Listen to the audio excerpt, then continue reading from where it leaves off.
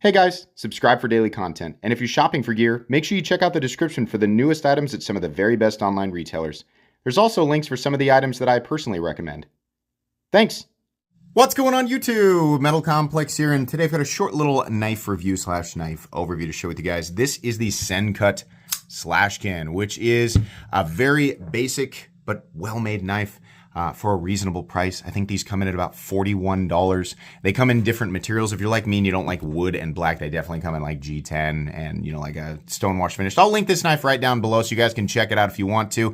It does help my channel when you use those links, but that's entirely up to you. Thanks so much to Sencut /we/Savivi for sending this in for me to take a look at. Please make sure to follow me on Instagram at metal_complex. And if I didn't say so, I honestly can't remember at this point because I blasted through that intro. Thank you so much to my patrons for supporting me. Let's go ahead and get a measurement on this knife. Overall length of the Slashkin coming in at about 8 1/4. Is it? Yeah, 8 1/4. Blade length about 3 1/2. If you measure it down here, it's 3.75. It just depends on where you like to measure it. And then your cutting edge is about 3 1/4. Nice measurements there. Let's go ahead and do just a couple of size comparisons up against the Ontario Rat Model 1 and the Ontario Rat Model 2. Did I say that correctly? Geez, I'm moving too fast for my brain today. How about up against the Savivi Elementum? How about up against the CJRB Pyrite? And we'll do the large Pyrite as well. What's another good one? Probably the Demco 80 20.5, and we'll do the Benchmade Bug Out. Alrighty. How is the action on this guy? It's very good. Sencut is, they really have their action down. I mean, this is smooth, controlled, fall shut, really nice. A little bit of a pinchy access to the lock bar. They didn't really get low enough, and, you know, it's okay. Whoops, you got to watch out there. There's a specific zone where you got to get on the, you know, you got to get that flipper tab to contact your thumb and then move out of the way, because if you don't, you could take part of the blade, but then again, there's a pretty large forward choil there that could save you. Better access to the liner lock would have been better, but it's not bad. The flipping action is perfect. They got their detent tuned correctly, and the flipper tab is really great. You can also use the thumb studs here to reverse flick it. There we go. Very nice, very easy. They probably could have backed them up just a little bit to, number one, get them out of the cutting path, and number two, make it a little bit easier to deploy, but it's fine. It's absolutely fine the way that it is. Let's go ahead and do carry profile. So thickness up against the Spyderco Para 3, and you can see here it's honestly maybe a hair thinner, length and height up against the PM2 and Para 3. This guy's longer than the Para 3, a little shorter than the PM2, nowhere near as tall as either. Honestly, the carry profile of the knife is pretty good for the size of it. I don't really have much of a problem with it. Let's go ahead and do a hardware check. I'll get out my tools as per usual. My tools are very inexpensive and very recommendable. You can find them right down on the section, in the section of my description that talks about the tools I use on this channel. Just trying to let everybody see that that's a T8. We have a T8 pivot, do we? There we go. T8, and then we have T8 for the body screws and T6 for the pocket clip screws. Minimal hardware, no issue with the T6 on the clip. That's fine, good to go there. How about we weigh it? What are we looking at for materials here? D2, which it might say, yeah, right there, D2 on the blade. And then this is like a wood scale, but like I said, they've got, you know, micarta and G10 and stuff like that. Weight's coming in at 3.81 ounces, which if you say this is a 3.75 inch blade, then the ratios are pretty good. Even at 3.5 inches on the blade, it's pretty good. I really don't have an issue with that. I think that's just fine for the size of knife that it is. Go ahead and measure blade stock thickness here real quick. I think the blade stock thickness is going to be pretty thin. Yeah, 116, 115 thousandths. So typical Sencut Savivi.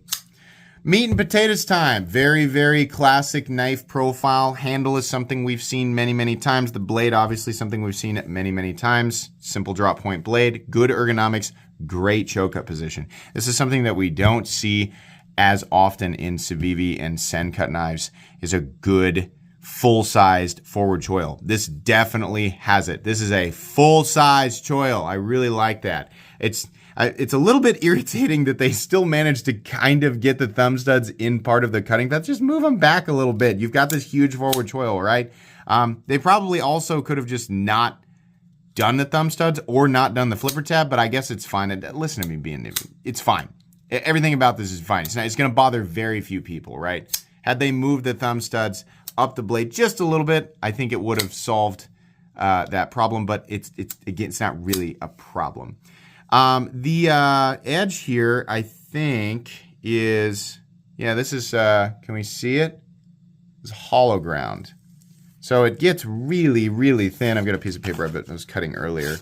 Oh boy, yeah, nice and thin. I mean, no different than a lot of Sencuts and Civivis. Very thin there. We still have a nice flat that carries out maybe 75, 80% the length of the blade. A nice swedge here. This is a good utilitarian blade shape, right? There's nothing crazy or special going on here.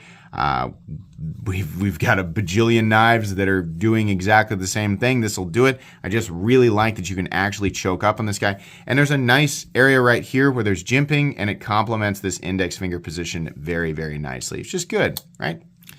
Edges are nicely knocked down all the way around. The handle is very comfortable outside of that pocket clip that they still love using. It's too grabby. There's too much of a bill. I don't like it, and I can feel it in my hand. It's not that I hate it. It's a B- clip. It's just, you know, this clip, I just feel like they should change it. So I keep mentioning it over and over and over again.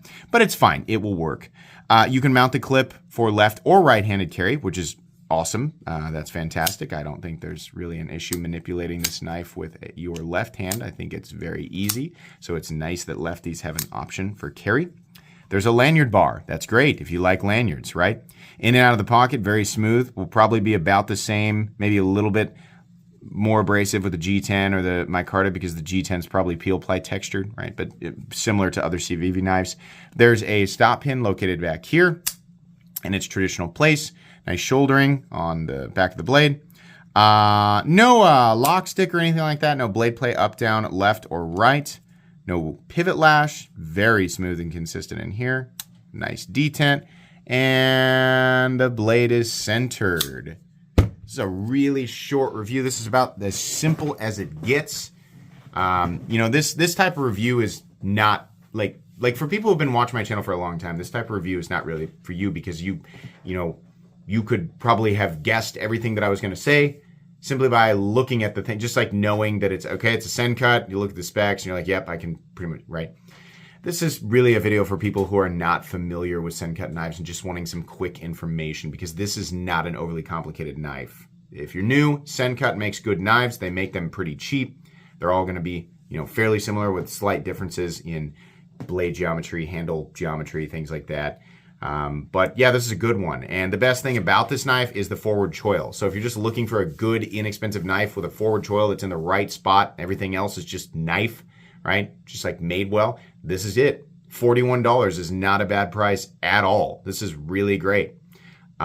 This is a generally recommendable budget knife. Not something that wows me so much that I want to put it on my, you know, most recommended knives playlist, but a good cheap knife that I like, yeah, absolutely. If you're looking at this and you think, I think I might like that, I just want to make sure it's made well, yeah, I think you're good to go.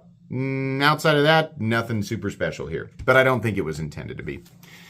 Please make sure to follow me on Instagram at metal_complex. If you enjoyed this video, leave a like. If you'd like to check out my other content, I do, of course, have lots of videos of knives that are either expensive or inexpensive that I do or don't like, so check those out. And if you enjoy all my content, go ahead and click on that Metal Complex logo right there and subscribe because there's definitely more coming. Thanks again for watching, everybody, and have a great day.